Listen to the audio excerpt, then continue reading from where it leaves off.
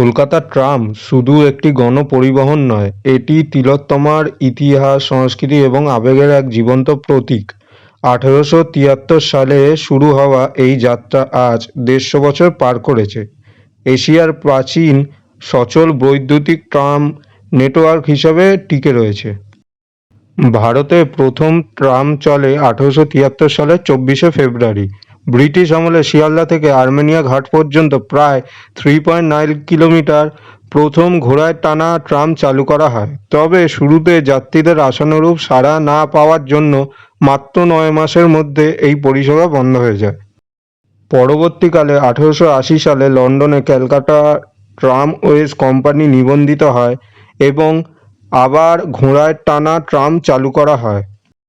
1882 সাল নাগাদ ঘোড়ায় টানা ট্রামের চাপ কমাতে এবং গতি বাড়াতে পরীক্ষামূলকভাবে বাষ্পচালিত ইঞ্জিন দিয়ে ট্রাম চালানো শুরু হয়। মূলত খিদিরপুর রুটে এই স্টিম ট্রাম চলাচল করত। 1902 সালটি ছিল কলকাতার পরিবহন ইতিহাসের এক সোনালী অধ্যায়। এই বছরই কলকাতায় প্রথম বিদ্যুৎ চালিত ট্রাম চালু হয়। 27শে মার্চ 1902 সালে এসপ্ল্যানেড থেকে খিদিরপুর পর্যন্ত প্রথম বৈদ্যুতিক ট্রাম চলে। এর মাধ্যমে কলকাতা এশিয়ার প্রথম শহর হিসেবে বিদ্যুৎ চালিত ট্রাম পরিষেবার জন্য গৌরব অর্জন করে। 1943 সাল নাগাদ নতুন হাওড়া ব্রিজের ওপর দিয়ে কলকাতার সাথে হাওড়া সেকশনের ট্রাম রুট যুক্ত হয়। পশ্চিমবঙ্গ সরকার ট্রাম ব্যবস্থার দায়িত্ব নেয় এবং 1976 সালে আইন করে এর সমস্ত সম্পত্তি অধিগ্রহণ করে। যাত্রীদের আরামদায়ক ভ্রমণের জন্য 2013 সালে প্রথম এসি ট্রাম চালু করা হয়। এক সময় কলকাতা এবং হাওড়া জুড়ে প্রায় 70 কিমির বেশি ট্রাম রুট ছিল, কিন্তু সময়ের সাথে সাথে জনসংখ্যা বৃদ্ধি, রাস্তার সংকীর্ণতা, দ্রুতগামী যানবাহনের বৃদ্ধি এইসবের কারণে ট্রাম রুটগুলো আস্তে আস্তে হারিয়ে যেতে শুরু করে এবং ট্রামের সংখ্যাও কমতে শুরু করে।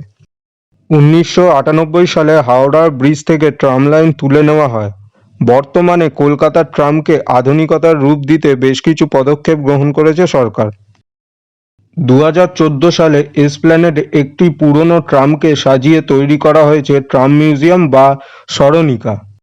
ট্রাম মিউজিয়াম ও ক্যাফে স্মরণিকা 150 বছরের ট্রামের ইতিহাসকে তুলে ধরার জন্য এই মিউজিয়ামটিকে তৈরি করা হয়েছে। এখানে প্রবেশ মূল্য জনপ্রতি 20 টাকা। সময় দুপুর 1টা থেকে রাত 8টা, বৃহস্পতিবার বন্ধ থাকে। আমাদের কলকাতা শহরে এখনো বেশ কিছু ট্রাম রুট চালু রয়েছে, এইবার সেগুলো নিয়ে আলোচনা করা যাক। প্রথমেই যেই রুটটা নিয়ে আলোচনা করব সেটা হলো এসপ্ল্যানেড থেকে শ্যামবাজার, রুট নাম্বার 5।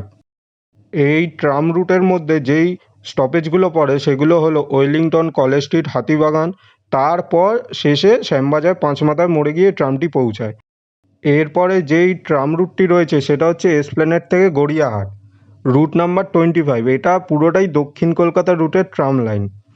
এর মধ্যে যেই স্টপেজগুলো পড়ে সেটা হচ্ছে মল্লিক বাজার, নোনাপুকুর ট্রাম ডিপো এবং বালিগঞ্জ ফাঁড়ি হয়ে গড়িয়াহাট পর্যন্ত যায়।